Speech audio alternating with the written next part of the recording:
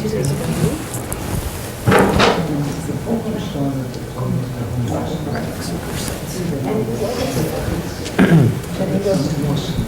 evening, everyone. It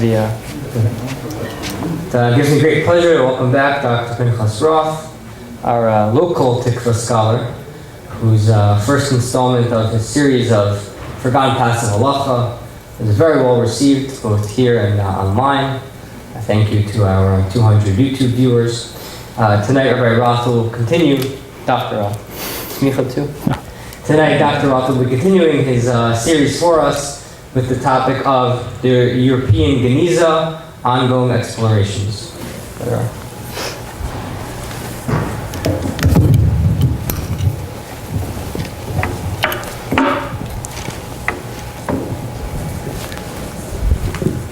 Thank you. Everybody can hear?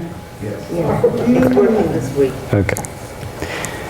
So, I just said to somebody, this is going to be a little bit of show and tell. I'm going to talk about the European Genizah, and I'm going to give it a personal angle in terms of the very limited role that I've had in exploring it. In order to explain what the European Genizah is, I'm going to start with the Cairo Genizah, which I assume is better known. So the Cairo Genizah is a room, basically. Maybe one room, maybe a couple more. In Old Cairo, in Fustat in Egypt, which contains Old Hebrew manuscripts. Now, the points about it that I want to emphasize, because they're what differ from the European Genizah. First of all, the Cairo Genizah first began to emerge from the dust in the late 19th century. And one of the people who was instrumental in bringing it to the attention of scholars is Solomon Schechter. This is a very famous photograph of Solomon Schechter in Cambridge, where he brought back dozens and dozens of boxes of Genizah fragments and then sat in this room looking at them for a long time, until he came to America and brought some of them with him.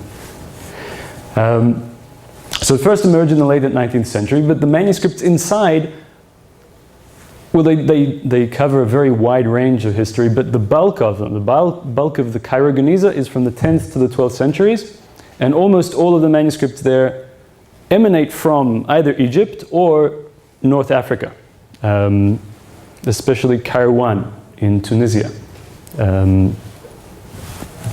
There are a few actual archives which found their way into the Genizah. The archives of several medieval traders. Every letter that they wrote, every draft that they wrote, every list that they put together ended up in the Genizah. And one of the people whose personal archive is in the Genizah is the Rambam. For those of you who are looking for something to do and haven't gone to see it, there's an exhibition right now at the Jewish Museum called Crossing Borders. Hebrew manuscripts, well, not only Hebrew, but manuscripts from the Bodleian Library in Oxford. And one of the pages there, one of the Cairo Genizah pages, is a rough draft of the Rambam for Mishnah Torah. So you can actually see the corrections that he made and the additions he made along the margins. It's very exciting. And we're able to do that in a way that we're not able to do for virtually anybody else, because we have his waste paper basket in the Genizah. So there are a few other people like that. And the last point I wanted to emphasize is that the pages were mostly thrown in after intensive use. It's not like today where, every Shabbos we have 500 parsha sheets and then we toss them all in the Genizah. People treasured their books, they used them until they were literally falling apart, and when there was nothing left to do with them anymore, that's when they threw them in the Genizah. So just to give one random example that was easy to find online, this is a Genizah fragment of a primer for teaching children Aleph Bet. It's the very end of the Aleph Bet. You can see the beginning over here with the Aleph. The end is here, Shin Taf. The other pages are missing in the middle. And then Chazak for the end.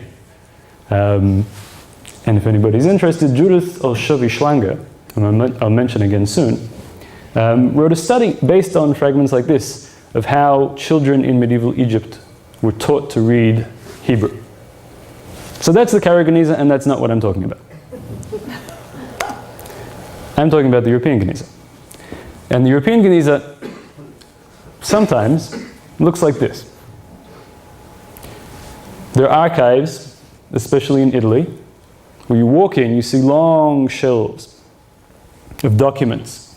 You can actually see the years on them: 1668, 1667, 1668 to 1669, very neatly ordered. And the bindings for these records, some of them at least, are taken from Hebrew manuscripts. Records of what? All kinds of things. But, town halls, monasteries. This is Europe. They have documents that date back hundreds of years, and they've got them all neatly arranged, and they're all neatly wrapped, some of them are neatly wrapped, in pages from Hebrew manuscripts. So what we're talking about here is actually a process of recycling. Hebrew manuscripts, I'll speak in a minute about what happened to them, but when they were no longer being used, it wasn't because they were worn out, and they were recycled as binding material. Now, for most of Europe, the period in which this recycling took place was in the 16th and 17th century. In the previous photo, I was reading out the numbers: 1667, 1668, 1669, and it's those kinds of dates in the archival documents that allow us to see exactly when these Hebrew manuscripts were being used, when they were being ripped apart and used again. So 16th and 17th century. The manuscripts themselves tend to be 14th or 15th century. Some are much earlier. We'll get to one of the earliest ones in a minute. So number one, the period in which this so-called Genizah is created is much later. The Cairo Genizah is 10th to 12th century. Here we're talking about 16th century. People began to be aware that there was this trove of Hebrew manuscripts sitting around in the 17th century. The first people who kind of noticed it were German Christian Hebraists, scholars who were very interested in the Hebrew Bible from their religious perspective, but they didn't really have access to any Hebrew books until they started noticing that in the old books in their own libraries, they could find fragments of Hebrew manuscripts. Because of their interests, the first things that they paid attention to were fragments of Tanakh. And already, I think in the 18th century, they began publishing studies on the versions of Tanakh that can be found in these Hebrew manuscript fragments. But we didn't begin to get an idea of what was actually going on until towards the end of the 20th century. The first organized search over a whole area took place in Italy, mostly northern Italy. Northern Italy in the 16th and 17th centuries was full of Jews. Many of them were Ashkenazi Jews who had migrated south. Many others were Sephardi Jews who had fled Spain and made it to Italy, which was one of the first ports. There were also French Jews. Italy in the early modern period was a gathering place for all of European Jewry. Jews were being kicked out of all kinds of places, and many of them ended up in Italy. So in this area of northern Italy, in the 1980s, Professor Sermonetta, who was a professor who was a specialist in medieval Jewish philosophy, began working with local governments to search systematically through these archives to see what they could find. And they began finding fragment after fragment. Now, not only Hebrew manuscripts were being used in this process, Latin manuscripts as well. There are plenty of those. At this point, I think that the Hebrew manuscripts have been studied more systematically. There's been more of a concerted effort to look for them. In other places, like England, there are thousands of Latin fragments and very, very few Hebrew ones. And that may also be a question of who is doing the looking. So I mentioned that most of the manuscripts are from the 14th, 15th centuries. One of the very earliest ones, one of the really exciting finds, is a copy of the Tosefta, which is a Tannaitic work, kind of counterpart to the Mishnah, which we have in two complete manuscripts, Erfurt and Vienna. And there are many Geniza fragments in the Cairo Geniza. But it would seem that the earliest manuscript of all, and the earliest manuscript found in the European Geniza so far, is this one from Nortia.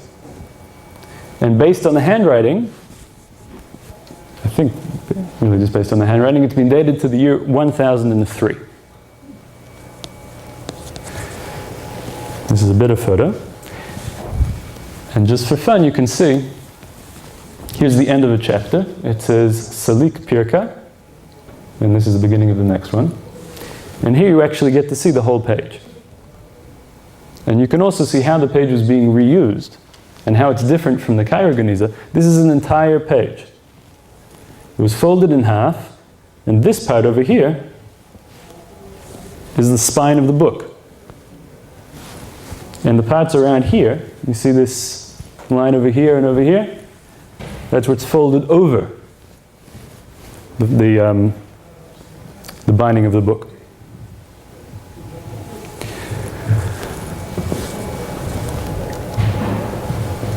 So today, really as of today, researchers in Italy, led by Mauro Pirani, have found 13,000 fragments of Hebrew manuscripts all over northern Italy.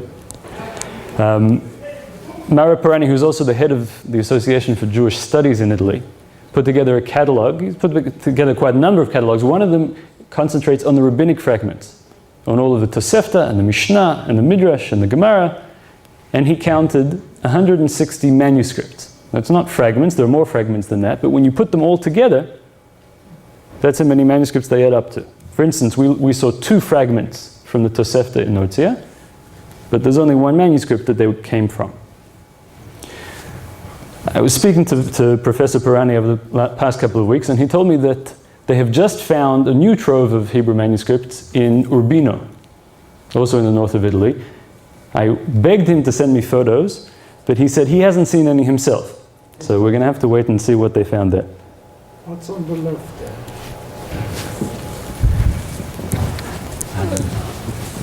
Okay, so this is the end of the book, the end of the Latin notebook. So these are some kind of records, and my Latin isn't good to begin with, but reading cursive Italian script is really beyond my capabilities. But this is the binding, this is the end of the book. For us, it's kind of the beginning. It's a page from Bavli Rosh Hashanah. Right? And it's serving as the outer binding of the notebook. That was visible, or they had to peel something away? Okay, so from the looks of it, this part was visible, but this is the inside cover. In some places, the scribes, or the people who were preparing the books, systematically rubbed off the outsides so that the shelves looked very neat, you know? They're all bound in white covers. So then you need to look on the inside in order to see whether there's a Hebrew manuscript or not. In other places, they just left them the way they were, and you can see it at a glance. So it kind of depends on where you are. And another issue is, sometimes things are pasted down. Let's say they could have taken another page and put it over here. And let's say I'm a Talmud scholar and I'm really desperately interested in this page of the manuscript, in this page of Talmud. So I would need to go and beg the people who run the archive to please take this to a lab and remove the page that was covering it over so that I could see the manuscript that lies below. And there have been quite a number of cases where that's been done, so that we've been able to recover both sides of the page, even when things were pasted over and it was a mess. Another example of an exciting find that's been found in Italy is this commentary on Sefer Tehillim, on Psalms, by Rabbi Yosef Kara. Rabbi Yosef Kara is from the school of Rashi. There's a whole school of people who are writing pshat commentaries that try to understand the simple meaning of Tanakh. So it was kind of founded by Rashi, and his successor is the Rashbam, and a few other people in that school. One of the lesser known ones, and he's lesser known because so many of his works have disappeared, is Rabbi Yosef Kara. In the Italian Genizah, they found fragments of his commentary on Psalms and his commentary on the Torah. Both of those were not known at all from any other source until they were found in the Italian Genizah. But here's the rub. For the purposes of binding books, binding these folders, the preference of the craftsmen who are making the books would be for big books, monumental ones that are made of parchment, ones that are big enough that you can wrap them around whatever you've got. Usually books like that are classics. Just like if you walk into the shul and you see the big books on the shelf. So what are the big books? There'll be Gemaras, and there'll be Sidurim, and maybe there'll be Chumashim. So it was the same in the Middle Ages. People weren't going to invest the time and money in making a really beautiful copy of some obscure book. It was enough to copy that out in a little thing. You'd have the text. That was what you needed if you were a scholar. The big ones are the ones that have text that we're all used to. So the vast majority of those 13,000 fragments that have been found in Italy are of precisely that. They're Sidurim, they're Bibles, and they're copies of Talmud. And it's very hard to find things like this, works that we don't find anywhere else, because people didn't usually copy those in such big exemplars. Yeah, if you take those out of books, Yep. what's left is of importance to somebody. It was the 16th, 17th century manuscripts. Yeah. The Latin, the Jewish scholars don't care about them. Certainly the Latin scholars care about them. Well, hopefully we can all get along. No, but what's And you can detach the Hebrew manuscripts without harming the Latin notebooks that are there. But you must rebind it. Yeah, so you can rebind it with paper. But there's also great historical importance in noting that moment, the moment before we detach them, so that we all know what it was originally attached to. There are a number of reasons for that. One, as I pointed to, was if you know what book it was bound in, you know when it was bound. And that gives us an idea of when whatever it is that happened. Another is that sometimes being able, I'll put it like this. Sometimes we find books from private collections. The ones that we looked at here, the ones in Italy, are mostly from public collections, from cities or from monasteries and things like that. But sometimes they originated, at least, in private collections. A person's private collection over the centuries could have scattered. But if I know that in so-and-so's collection, there are books that were bound with a certain Hebrew manuscript, I can track down his collection to wherever it's known to have gone and find more books bound from those same Hebrew manuscripts. And there have been examples of where that's been done. I was talking about exciting finds in the Italian Genizah, and for a Talmudist, one of the most exciting finds is what's called Sefer Ha-Yamim. You may have picked up a reference to this in the movie Footnote, so there are two scholars, and the source of their tension is because one of them wrote a masterful study of the version of the Talmud Yerushalmi that was used in medieval Europe. And then the other scholar found the manuscript of that version of the Talmud Yerushalmi that was used in medieval Europe. In reality, those two scholars are one and the same. Professor Yaakov Zussman, who put together all the evidence pointing to the fact that a certain group of rabbis in medieval Germany, especially the Ra'avya, and his student Rabbi Yitzchak Or Zarua, they had a copy of the Yerushalmi that doesn't correspond to anything that we know of. In fact, their copy of the Yerushalmi could not possibly have been Yerushalmi because it has things that are from the Talmud Bavli. Or it has things that post-date the Talmud altogether. Now, there's only so far that you can get based on literary evidence, and The first one to notice this was Professor Aptevitzer, who published the Ravia. Yaakov Zussman moved this forward, but what he discovered in two libraries in I think that it's Trier and Heidelberg. He tracked down a book collection and he found that it had gone to both of those places, and in those two places he found strips from a manuscript that actually contains this Sefer Yerushalmi, this edition of the Talmud Yerushalmi with all of the later editions. Precisely the same editions that people like the Ravia and the Ozora had. So that's an example A of one of the exciting finds of the European Genizah, and B of the importance of tracking down where manuscripts were coming from based on what books they were found in, so that we know where to look next.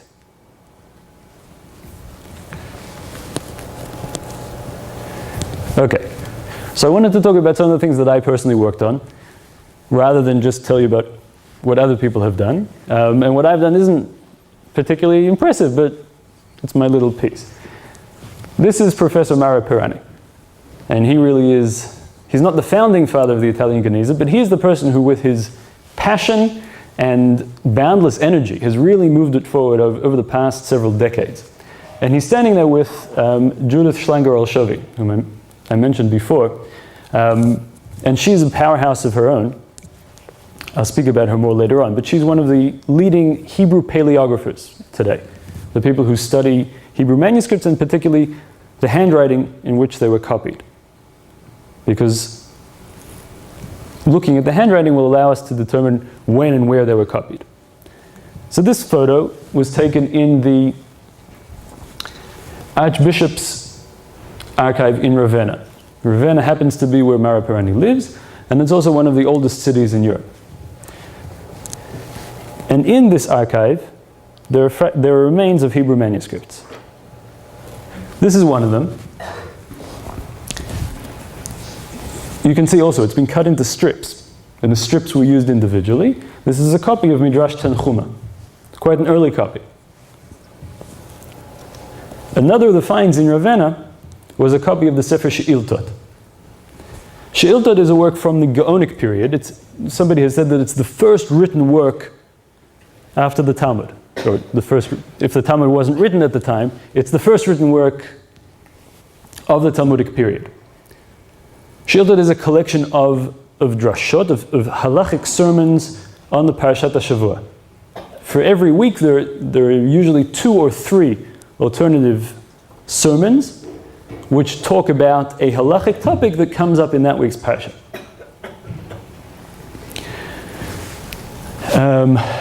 And here again, in this copy, it's been cut into strips.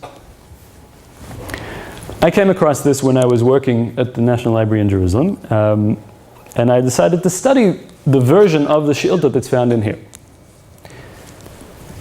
And I was young and enthusiastic at the time, and I really worked on it pretty carefully.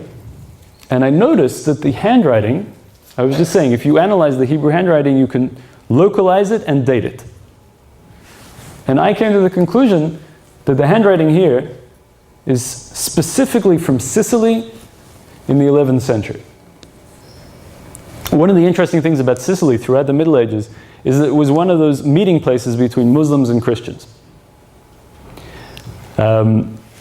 And people, including Jews in Sicily, spoke Arabic well after the Muslims had no longer ruled it.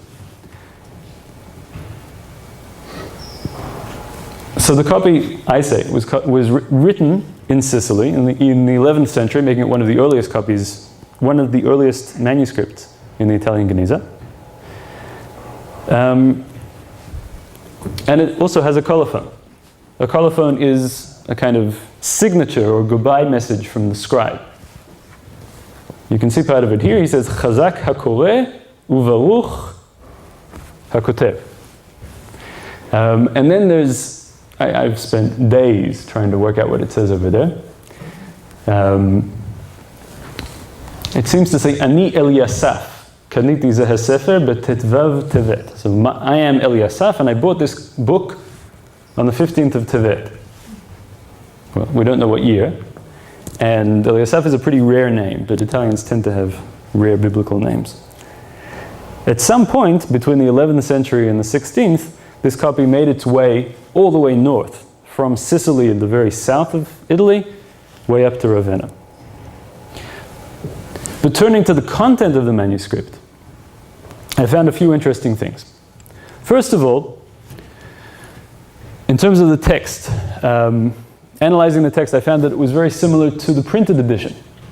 There are no other manuscripts that correspond so closely to the printed edition of the She'iltot. Second, it has no drashot. I said that they're sermons, but they're halachic sermons. They're all talking about the Talmud. In the original version of the She'iltot, which was meant to be read out in the synagogue, at a certain point, the reader would stop his halachic analysis and start talking about stories from the Gemara, which, as everybody knows, goes over better when you're not talking about something so heavy.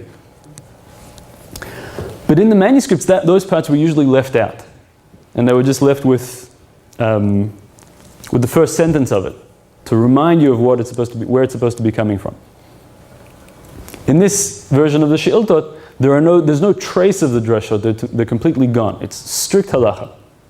And the last thing, the most interesting one, is that in one place, there's a translation from Aramaic into Hebrew.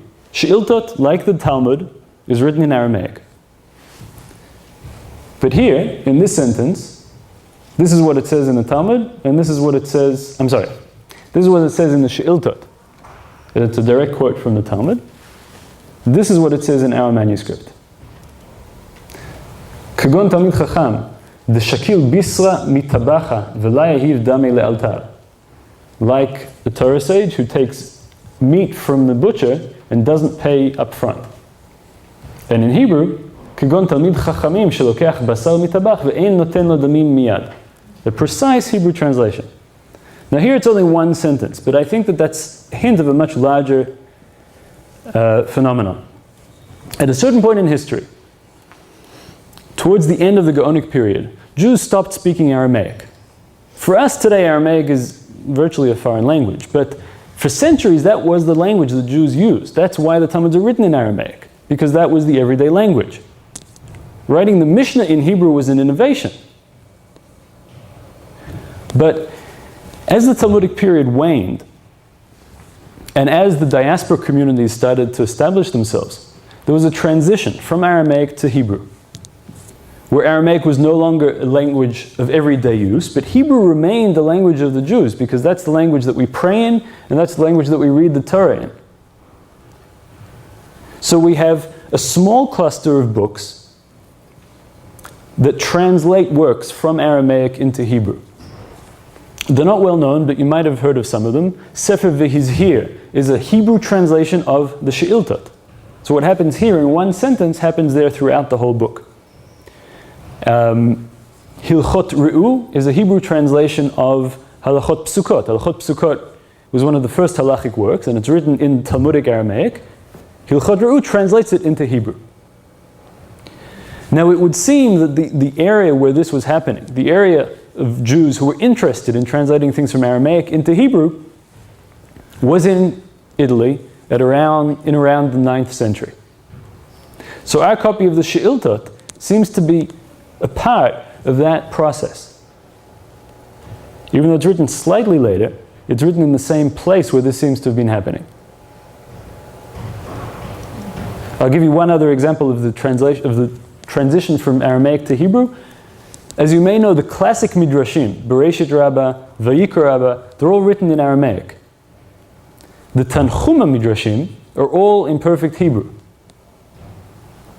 And there too, often they're simply, parts of them are translations of the older drashot from Aramaic into Hebrew. Okay, until now I've spoken about Italy, because that really is where the greatest numbers of finds have been made. But there are quite a number of other places in Europe where there are Hebrew manuscripts that are being found in books, outside, on books, etc. And one of them is Germany. Professor Andreas Lennart is another person with boundless energy. He's traveled all over Germany over the past few years, searching for Hebrew manuscripts anywhere he can find them. And the photos from Germany are from him. So this is one example. Here again, you can see a volume, a very thick volume. And the outside of it, the outer cover, is from a machzor for Pesach, with a piyut by Meshulam ben Klonimus called Brach Dodi. And here's another example. This is a copy of the Smak, Sefer Mitzvot Katan. You can see it's from the section on Hilchot Shchita. So we have Drisa, Chalada, Hagrama. Sorry. Right? And that's all binding a book by Martin Luther that was printed in the 17th century. Now, Andreas often finds fragments that are tantalizing because they're like this. Now, with computers' help, with the help of computers, you can sometimes work out what's going on here. But if it's not a well-known work, there's no way of working it out. And here's fragments that are even smaller than that. And the last Geniza that I've done some work on that I wanted to speak about is one of the most exciting ones. And it's in Girona, in Catalonia in Spain. So this is a photo taken by Mara Pirani of Girona. I've never been there, it looks beautiful. And there are several archives there. Now, the Geniza in Girona is different from the rest of the European Genizah. I was emphasizing that the ones from Italy and the ones from Germany are massive books made of parchment, and they're bound on the outside of books or of notebooks. What happened in Girona is something that happened a lot earlier in the 14th century. Everywhere else it was, we're talking 16th century. So here, within the medieval period, they were taking paper manuscripts and they were making the bindings of books today, like the hard covers, are usually made of cardboard. If a book starts to fray, you can see that inside there's a layer of cardboard. There, they would just put a whole stack of paper manuscripts and stuff those in, and they would make the outside binding for the book. And these pages started to turn up during the 20th century. One of them, a copy of Halachot Gdolot, was published by Rabbi Chavel. He went to visit Girona in the 1960s, I think, when he was working on his biography of the Ramban, of Nachmanides, who lived in Girona. And while he was there, they showed him, oh, here we have some Hebrew manuscripts. And so he went on to publish one of them, but he wasn't looking for them. It's only in really the past few years that people in Girona, local archivists, have started systematically searching for Hebrew manuscripts, and they've found hundreds. So this is a photo of one of the technicians kind of peeling the pages off. Because like I said, they take a stack of them, and sometimes they glue them together in order to make the binding.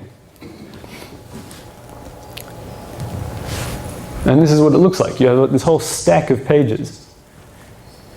This isn't actually in Hebrew. It's a kind of Judeo-Catalan, I guess. The other thing I said was, because the pages in Italy and in Germany are big, massive parchment pages, they usually come from books that are well known. But in Girona, we're talking about paper. And paper served for more minor works. So one of the things that they found a lot of in Girona has been business notebooks.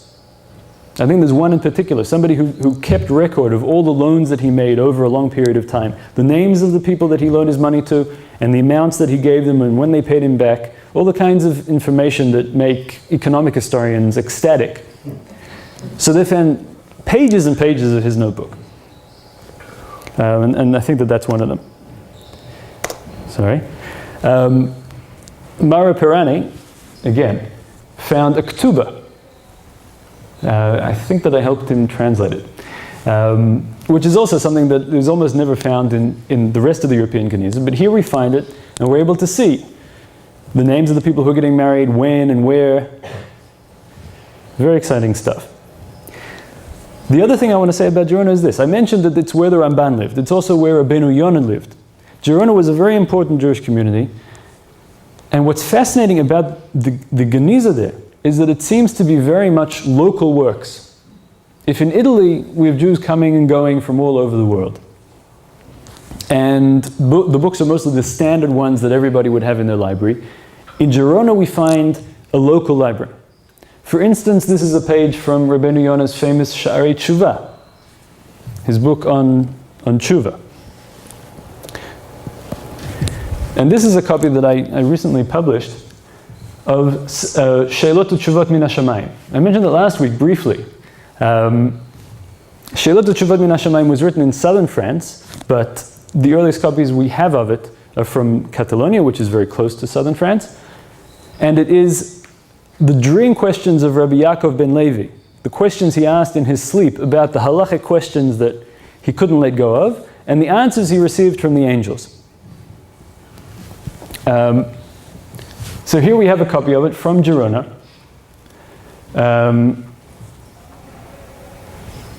Okay, right, so this is actually the end of the book is on the other side of this page. And here, you probably can't see it, but it says Yerushalmi Brachot. And somebody used the last page of the manuscript that was left empty to copy out a passage from Yerushalmi Brachot. But we have about, I think it's 6 or 8 pages from the work itself.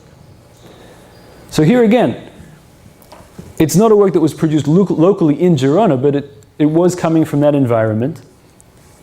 And finding the works that are in the Geniza there gives us an idea of what books the Jews in Girona were reading in the 14th century. So along the way, I've spoken a bit about the people who have been looking for these fragments and what they're doing with them. One of the exciting initiatives is a website called HebrewManuscript.com, which is trying to centralize the searches in all these different places. So the major ones have been in Italy and in Germany, and in Spain I mentioned, though it's pretty new.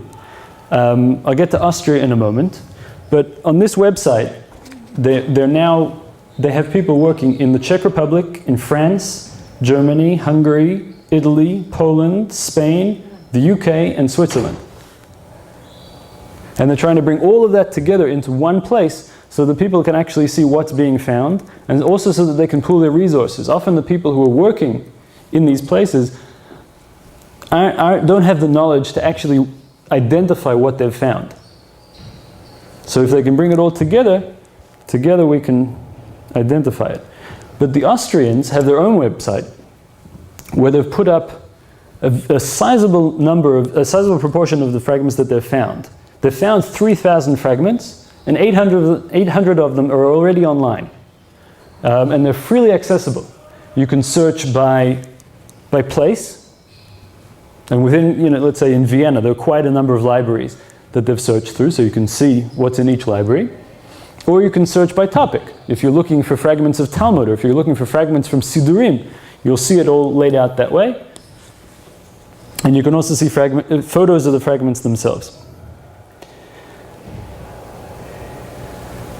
And here again is Mara Pirani, and this is my teacher Simcha Emanuel, who from Jerusalem has identified many of the most exciting fragments that have been found in Europe. So I wanted to thank Maro and also Andreas Lennart in Germany, who both sent me photos and who have kept me abreast of all their recent finds. And once in a while I'm able to add a little something about it. But to sum up and to try to bring this back in line with our topic of the forgotten paths, the European Geniza, like the Cairo Geniza, is a chance for us to go back in history and to see the things that were forgotten along the way. Things that didn't make it into our libraries. It's also, because it's a window, it's a kind of jump backwards in history, we can see what they thought, which books they were actually reading, which books they weren't reading, so maybe they threw them away. I didn't really talk about how these manuscripts ended up being reused, because we're not really sure. Sometimes the books were confiscated from Jews at various times of persecution against Jews, and then nobody had anything to do with them, so they just gave them to the bookbinders. Sometimes Jews probably sold the books themselves, because they themselves didn't think that they were important. Simcha Emanuel has pointed out that once the printing press started, people lost interest in manuscripts, because why do you need an old copy of something when you've got a brand new one? The most striking example is Sefer Ha-Yamim, which was first printed in Venice in the 16th century, one of the copies of Sefer Ha-Yitur contains fragments from the manuscript of Sefer Ha-Yitur. In other words, in the printing press, as soon as they had finished printing the book, they took the manuscript and they cut it up, because who needs it anymore? So exploring these fragments really gives us an opportunity to turn the wheel back, to see what was going on, to see what was important to them and what wasn't. Thank you.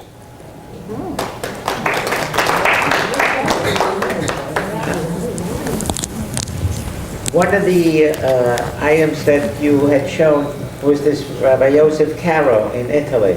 That's not the same Yosef Caro from the Shulchan Aruch? No, the difference is between Caro and Kara. Kara as in Mikra, right? It would seem. Somebody who's an expert in Tanakh. Yeah?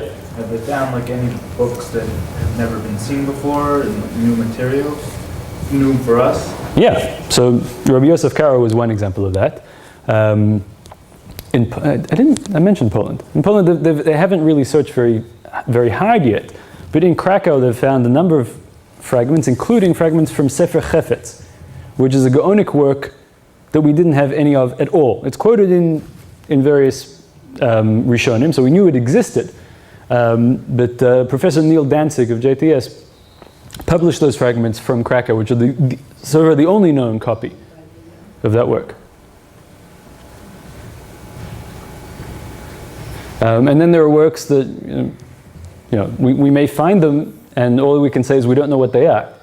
In Girona, that seems to be the case. There are a lot of commentaries on the Talmud and on the Rif that we just don't have.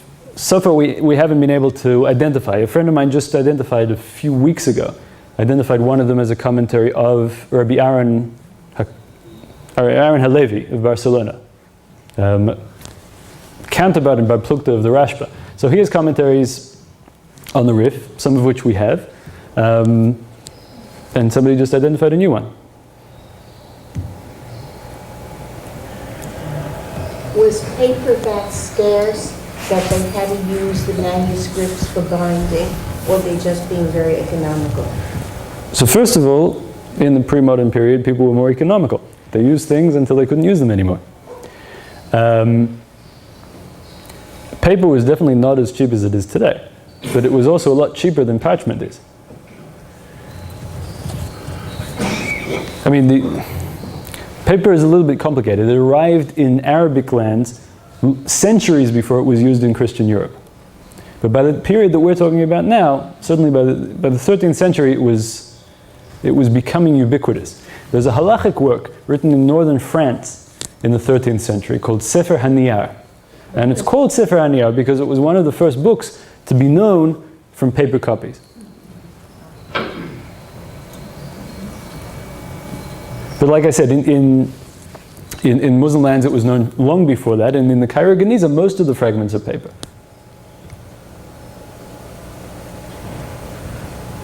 Has anybody gone through a large Jewish collection of books where the Jewish or non-Jewish book binders could have stuffed the stuff in there? Could have stuffed manuscripts in there. For instance, the library, the Hebrew Museum, the Jewish Museum in Jerusalem. Okay, so Andreas Lennart, my friend from Genizah, Germania, has gone to the National Library in Jerusalem, and he's also gone to JTS and the New York Public Library here in New York, looking through the Hebrew collections for incunabula that might have Hebrew manuscripts hidden inside them. Simcha Emanuel has pointed to passages in Sefer Hasidim, which was written in Germany in the 12th century, which warns people, don't allow your Sfarim to be bound in pages from Latin manuscripts, because it's not good. You're not allowed to have this Avodah Zarah in your home. So apparently already back then there were Jews who were aware of that and might not be doing it themselves, but they had books like that. So it's definitely likely. Many of the earlier printers, like the Bamberg printers, were not Jewish. And they would have stuffed anything in there. Yeah, for sure. Have any of the fragments been pieced together, and were they, I guess, fragments from a certain area? Have you know of any cases where they found two pieces that belong together? Sure. One striking example I mentioned was Sefer Ha-Yamim, which was found in Trier and Heidelberg, and they were put together by Professor Zussman to make as much as we have of that book. Here, I don't remember the numbers, but there are a couple of manuscripts that have been found in Italy. Material that's less interesting to me, like Tanakh, where they've put together, dozens and dozens of pages from the manuscript by piecing together from many different books that were found more or less in the same area. And sometimes you can really say what workshop it was that was supplying this material to a whole area.